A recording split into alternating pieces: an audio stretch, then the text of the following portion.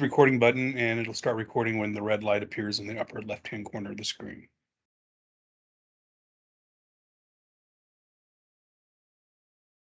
Recording, Maureen. Welcome everyone to this ordinance required virtual community meeting to discuss NPA 2022-0029.01. If you haven't done so already, please type your name and if you're associated with an organization into the chat box, and I will use this as the meeting sign-in sheet. Please mute your microphone if you're joining by phone. Please turn off your video if you're participating online to save bandwidth. This meeting, as you know, is being recorded and will be publicly posted to the speakupboston.org/NPA website. If you do not want your image viewed publicly, please turn off your camera. So my name is Maureen Meredith. I am the Plan Amendment Case Manager. Heather Chafin is the Zoning Case Manager. The agenda tonight, I'll go over basic case information, guidelines for group discussion, how to participate in this process, why is there a plan amendment application, what is a future land use map, also called the FLUM. I'll do a brief presentation, Leah will do a presentation, and then we will go into the questions and answers. Basic case information, the property addresses are 7601 and 7601.5 Cameron Road. It's 1.60 acres. The case number is NPA 2022-0029.01. Project name is 7601 Cameron Road. FLUM request is to change the future land use map from commercial to mixed use. The associated zoning case number is C14 2022-0094. The zoning request is to change the zoning from GRCONP, and that's Community Commercial Conditional Overlay Neighborhood Plan, to GRMUVCONP for multifamily residential. And that is Community Commercial Mixed Use, Vertical Mixed Use Conditional Overlay Neighborhood Plan. Property owner applicant is Area 51st LLC. The agent is Leo Bojo from Drenner Group. And Drew Raphael is here too from Drenner Group as well. Guidelines for group discussion. Please feel free to type your questions into the chat at any time during this meeting. Please postpone general comments during the Q&A session. After staff and applicant presentations, if you would like to speak, please raise your hand by clicking on the hand symbol in the menu bar. If you're calling in, you will be able to ask questions and speak during the Q&A session of this meeting, and we will call out the last 4 digits of your phone number. Attendees will be muted upon arrival and through the staff and applicant presentations. Then staff will open the floor to answer questions in the chat or by attendees raising their hands to speak. Similar questions may be grouped and answered together. Please mute your microphone when you're not speaking for the sake of sound quality and clarity of conversation. If you're having connection issues, turn off your video until called upon to ask your questions. We ask that you be respectful to each other during the discussion. If there are any continued personal attacks, personal assaults, it will result in removal from the meeting. How to participate in this process. This recorded meeting will be posted tomorrow morning to the speakupboston.org/NPA website. You can call or email me or Heather anytime with any questions or comments that you have. If you have any written comments, we can include them in the staff case reports. You will get a notice in the mail of the date and time of the Planning Commission and City Council hearings if you live within 500 feet. The notice will have instructions on how to participate in the hearings. The cases have not been scheduled for Planning Commission and City Council at this time. So why is there neighborhood plan amendments? Neighborhood plans are adopted by City Council as amendments to the Imagine Austin Comprehensive Plan. The city charter requires zoning changes to be consistent with the comprehensive plan, and most neighborhood plan amendments are changes to the future land use map. Also, most neighborhood plan amendment cases have an associated zoning application.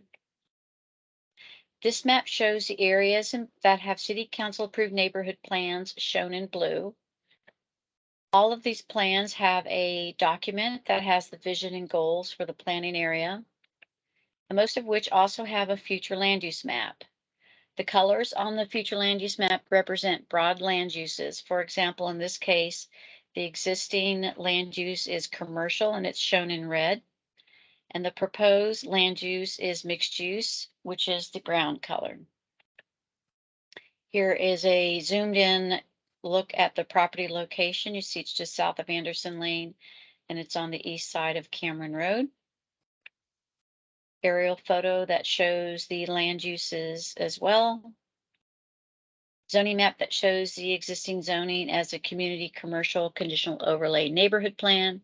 There's an SF3, SF5 zoning to the north, SF3 to the east, SF3 and GR to the south, and some GR and SF3 to and MF3 to the west. Another aerial photo.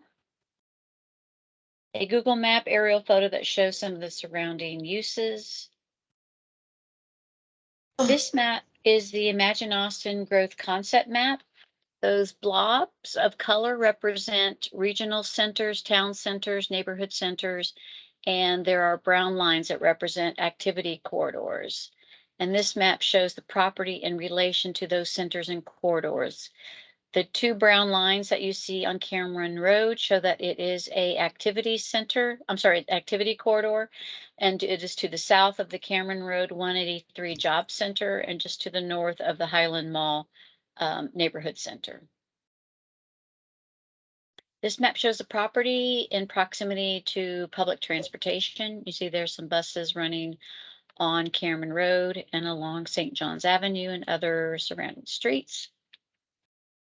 That ends my presentation. I will stop sharing my screen. And I will share mine. Hi, everyone. I'm Leah Bojo with Drenner Group, and I have Drew Rafael here with me, who I think you have also met before. Let's see here. Okay, can everyone see my screen? Yes. Great. So as Maureen described, this is 7601 Cameron Road. I think you're all familiar with it. Looks like there might be somebody in the lobby. Did you let them in? Okay. So this is where we're located again, just to kind of orient everyone to the site that we're talking about. Just south of 183 Anderson Lane and just on the east side of Cameron Road. Here we have a sort of zoomed in view to see what the land uses are surrounding, and we have red stars where the transit stops are. So this is about 1.6 acres. It's currently vacant. Like Maureen said, it is Cameron Road is a future core transit corridor and an Imagine Austin corridor. There are 5 Cat Metro bus stops on the block with 3 route accesses, routes 10, 485, and 492. Here we have a comparison of what we are requesting as far as zoning goes from GR, CONP, which is Community Commercial Conditional Overlay Neighborhood Plan. The conditional overlay includes, the main thing that it includes is a vegetative buffer along the back near the single family, which we are proposing to keep in place. We are proposing to add the vertical mixed use overlay. And we are proposing to change the land use map, which has to match the zoning to be from commercial to mixed use. The building that we're sort of in very early stages of designing would have 23 units in it, multifamily. It would be 3 stories, and it would have ground floor pedestrian oriented use, which is required by the vertical mixed use overlay. It is also required, if we use the vertical mixed use overlay, to have 10% affordable units at 60% MFI. So in this case, that would be 3 affordable units in the development. Like I said, we're proposing to keep the vegetative buffer requirement, and then we'd also be required to do streetscape improvements like sidewalks and lighting and street furniture and things like that. The only access that the street has, or that the site has today, is off of Cameron Road. And like I said, we would be proposing to keep the buffer and the overlay. The overlay also allows a particular building type called a vertical mixed use building type, but we would keep that in there, but we're not proposing to do that kind of building. So we did take a look at your neighborhood plan and looked at some of the things that y'all came up with, and feel that these are the ones that are project most clearly speaks to. The use of vegetative buffers, of course, to provide a buffer between existing residential and more intense non-residential land uses. This would be residential land use that we're proposing, but it would be multifamily instead of single family. So we would keep that buffer in place. And then just transitions of land uses between some of these streets, increasing neighborhood connectivity with a specific focus on the pedestrian environment, the streetscape improvements and things that go along with VMU would speak to that. And then facilitating walking conditions similarly by improving the sidewalks and lighting and things like that. We think we'd be meeting those objectives.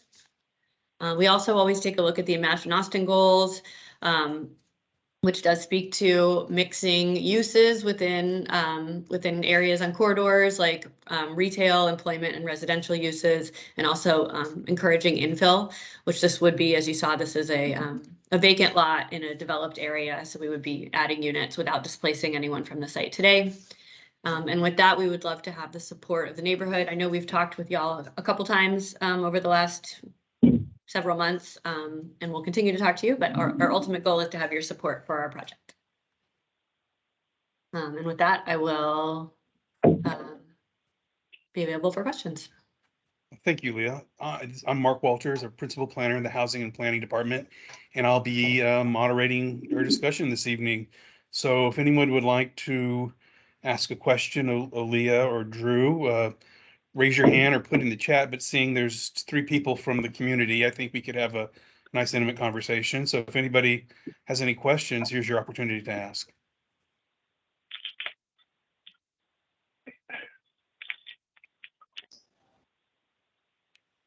Okay, Cheryl, you can just unmute and ask your question. All right. Thank you so much. Good afternoon, everyone. Thank you, everyone, for being here and presenting to us. 2 things I've been here. We did get notice on the 27th. I'm looking at a calendar from you all. And so I guess that was last Tuesday. So we got the message out later on this weekend. 3 stories. You all talk about the 3 stories, and let me begin. You said, Leah, your ultimate goal is for you to be able to get our support in your project, and I appreciate that directness. Our ultimate goal is to work with you all in support as long as it does work. It works for us. Because we have, in fact, we kind of sort of feel since we've been here, we appreciate the effort that you all are putting forth. So we want to continue that. That being, we want to be clear. You mentioned 3 stories on one of the slides, but then I've heard discussion of the 4 stories. How does that? Has it been? Like you all said, y'all been working on it. So are you all selling on the 3, and that's what I can take to the meeting as 3, or is it 3 and 4? So we are looking at a 3-story building right now. That is what our plan is today. There is the possibility that on the southwest corner of the site, that the height, it kind of steps up from the single, it steps up from the single family. So there is technically an area there that could be 4 stories. Yeah. Although at this time, that's not what we're planning on. But like I said, it is possible. Okay. All right. Would it be wrong for me when I speak to the neighbors that I actually presented as the 4-story towards the south, with it kind of going towards the 3 stories away? Would I be wrong in presenting it that way? If you present it as that's what's possible, that would be absolutely accurate. Okay. All right. Because what I want to do is what I want to prevent is having to go back and say, well, remember when I said, because that just really creates issues. Sure. So let me go with what it is could happen. So I understand that's not the plan, but if you've lived long as I have, plans don't ever really work, to be truthful. That's fair. Yeah. More intense. I think slide 7 talked about the more intense. What does the more intense mean? I think I understand, but would you clarify for me?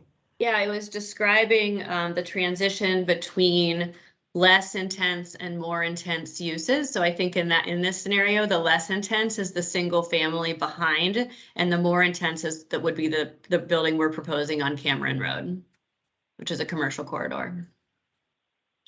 So it talked about a vegetative buffer between them. So you're saying putting a vegetative buffer between the existing homes that are single family homes that are there and the property that you all are designing or planning to design. Yes. Okay, all right. And the more intense is the more dense the vegetation is? The more intensive use, I think in the plan was referring to like multifamily being more intense than single family, or commercial being more intense than single family. Okay, intense, and what are we measuring? Intensity of what? It just said intense. It's in y'all's neighborhood plan, so that's just my interpretation of it. Okay, It's kind of usually what it okay. means, but I can't speak to exactly Yeah, what. I put it, Oh, this is Mark Mark can. from the city Great. here. Uh-huh. Say a single family, it's usually a building, a house.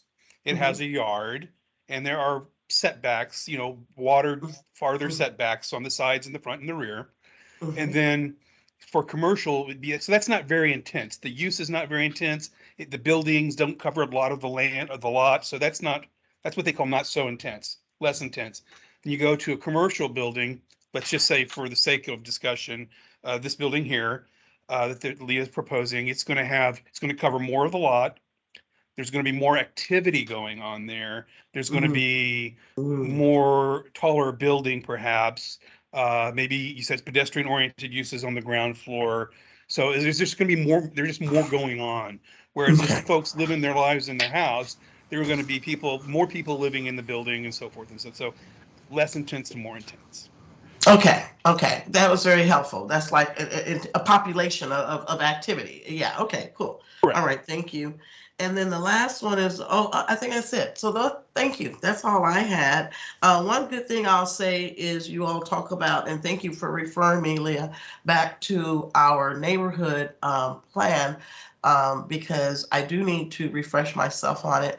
But I'm thankful that one of the writers of the plan, Miss Bonnie, who is here present, was participating in writing of the plan. And I guarantee you this, she keeps me on my toes. She can probably cite page and paragraph as to what I need to be looking at. So thank you for referring me back to that, Leah.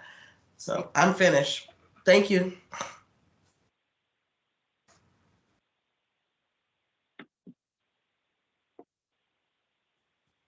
I had myself muted. Okay, does anybody else, Deborah or Bonnie, do you have any questions of Leah at this time?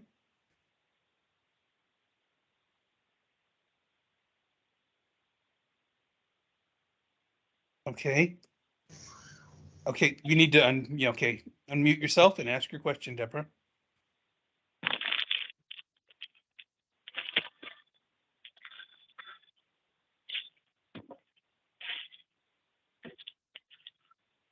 Okay, can you hear me now? You're unmuted. Okay, I'm looking at the picture of your proposal, and I see that your property stops right at the tip of your property stops right on Glen Hill Road. Yes. Corner. So is it safe to say you guys will never have a opening or a street that will actually come out on Glen Hill Road right there? That's right. And we can agree also to put something in the, we can work with city staff or do a private agreement if you'd like to talk about that, but we are not planning on taking access. Subject to city approval, we would not be taking access off of anything except Cameron. Thank you. So we have a phone caller in, and the individual with the last four digits of 5521, do you have a question to ask?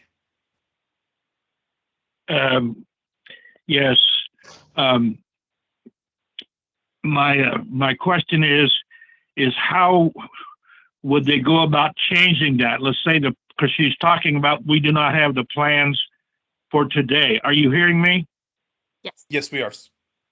Okay. She said the plans are for today. So we're only talking the present. There's not a long-term commitment, not either to put the fourth floor or to not then open up into our neighborhood. What is the process of changing that plan? What kind of notification would we receive if you wanted to change the plan that you're now presenting to us? Because this is a very tentative plan.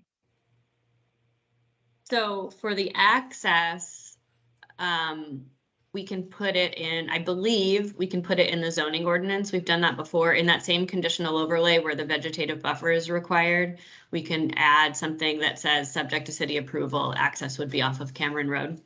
That's not uncommon. I can't say for sure that the city would allow us to do that. They usually do. We'd have to work with them on it. We're happy to do that. If they won't allow us to do that, we can do a private agreement. And either way, in order to change the agreement and sometime in the future, we would have to work with whoever the party is with. So we'd either have to go through the same process of rezoning with the city, or we'd have to work with y'all if you are the party. I would also just add that I don't think it's even possible because the way the property is shaped, it comes to like a tiny point there, but this would just be like belt and suspenders so that y'all would know what our plans are. And then Yes, for the height, we are currently, the reason that the height is only, the fourth story would only be allowed at that one corner is because compatibility setbacks are in place.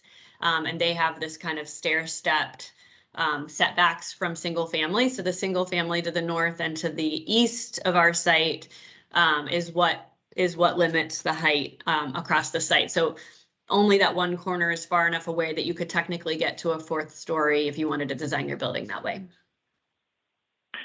Thank you. My name is Pete Siebert, and I appreciate being a part of this. Absolutely. Thank you for being here tonight. While we're here, this is your opportunity to ask questions. Anybody have any other questions at this time? Just, there's not a bunch of us here, so we could just kind of have a conversation. Also, I know y'all know where to find me, so if you think of something after we hang up, please don't hesitate. But if you think of it now, this is great with everyone on, of course.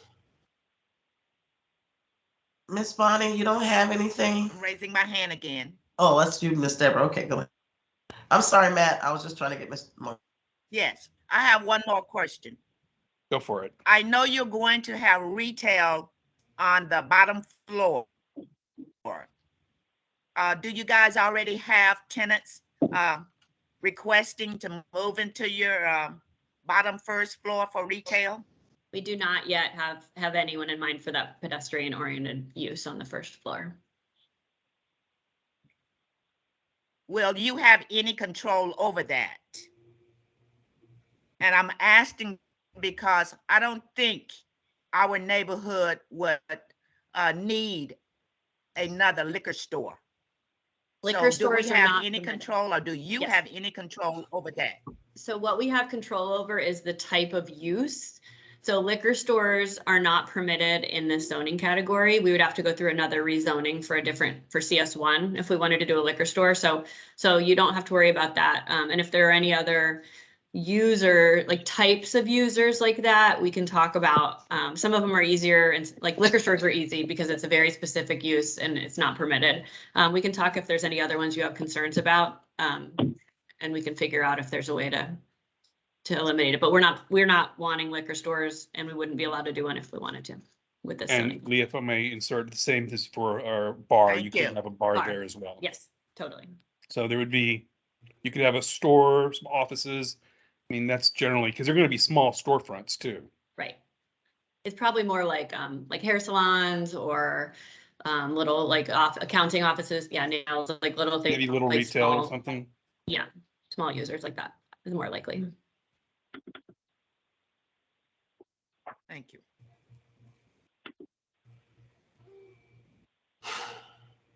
So anybody else? There's another person, and I'm gonna, Electra, is that, I think I get that correct. Do you have any questions? No, not at this time. Okay. Well, Maureen, do you want to go put up your slide with the contact information and then go about the next steps in the process? If everyone's done asking their questions, we can It looks end the like meeting there might early and be- we can get back to our evening. Looks like Matt, there I might be think- one more question. Yeah, Miss Bonnie. Okay.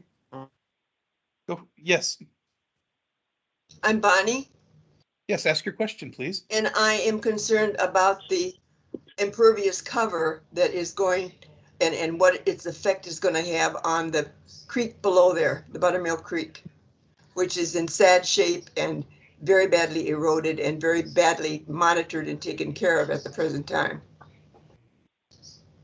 So when we get to the site plan stage, we'll have to measure and control any water coming off the site and make sure that it's not eroding or coming off faster than it is today. We'll have to put detaining in and water quality in. The good news is that because it's a vacant site today, because there's nothing on it, we have to keep it at that same level of like a greenfield site going forward. So it'll have full water quality and full detention with whatever is developed on it related to the impervious cover that they add to the site. I'm happy to give you, as we move through design, I can give you more information about it. That's kind of all I can say at this point because we don't have a building designed, but we're happy to keep you in the loop. Okay, that answer your Actually- question, ma'am? And actually, if I could add one other thing, this Sure. change to add VMU does not change the impervious cover that's allowed today. So someone could put an office building on there today with the same, it doesn't increase impervious cover. It just allows that residential use, if that helps too.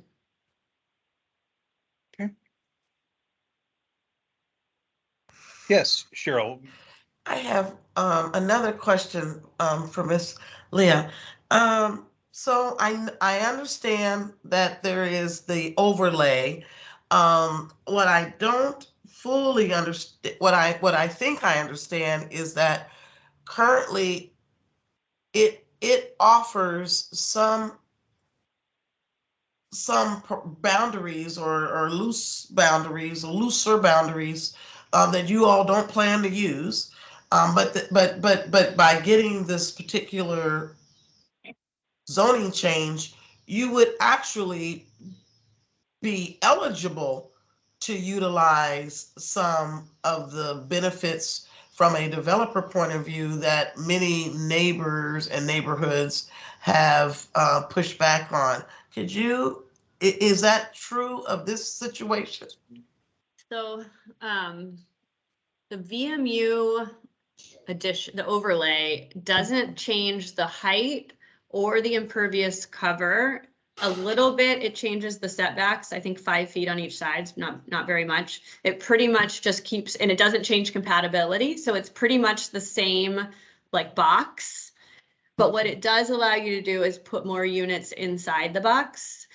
It waives FAR, floor to area ratio, and it waives site area requirement, which is the number of units that are limited. So today you could put an office building on there that would be, the 3 stories stepping up to maybe 4 stories at that one corner that would have the same, everything would look the same from the outside. What this overlay allows us to do is put residential in it instead of just commercial.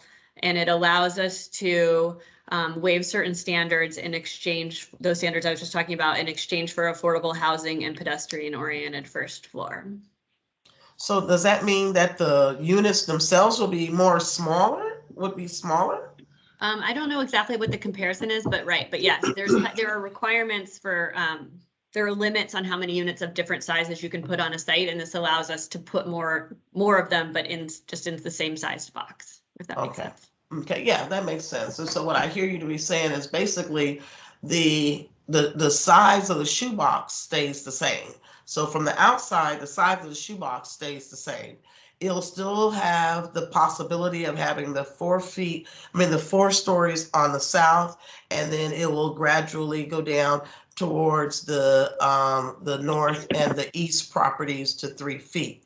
But within that box, if you all decided to activate your overlay benefit, if you triggered that, then the amount of units you get inside of that box could increase for your benefit. But as far as we're concerned, the outside of that box stays the same. Did I understand? And did I state it basically correct? Yes, ma'am. Perfect. Thank you. One other question. Oh, yes, ask your question, please. How many curb cuts do you anticipate for this project? I Because there are don't know. I don't know yet. I think usually the fire department wants 2. This is a narrow lot, so I don't know if it would have 2 or if it would have 1 that goes both in and out. I'm not sure, but as we get through design, that's just another thing that I'm happy to keep you informed of. This is a high crash area, which is already posted there, and there's multiple curb cuts plus the bus stop. So adding several more will just make it possibly more dangerous to drive along there. We can certainly advocate for 1. We just can't say, I can't say right here that what transportation or fire would want, you know. Okay, thank you. So when I say that we put the slide up, everyone else starts asking more questions. It's a guaranteed way to get more questions asked.